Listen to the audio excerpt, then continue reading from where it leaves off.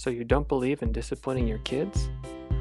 I've heard this from many friends, students, and neighbors when I tell them that punishment usually doesn't work in the way most parents think. This question is also assuming that discipline and punishment are the same thing. They are not. Punishment is a form of discipline. Just like all apples are fruit, not all fruit are apples. But don't your children have to learn consequences? How are you going to prepare them for the real world?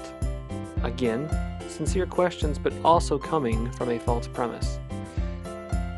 Oftentimes, the punishments we actually give our children are not like the real world at all.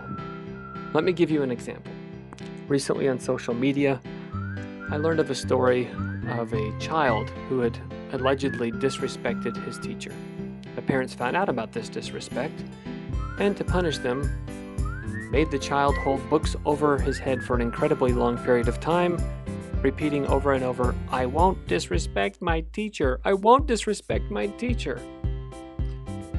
So in the real world, let's say you get a little snippy with your spouse, or your child, or your coworker. Do you have to hold something like your purse or your child's bin of toys over their head and chant things like, "I won't disrespect my child"? Or is that how it is? Is that what it's like in the real world? So at this point, you're probably thinking, well, what do I do instead? Great question.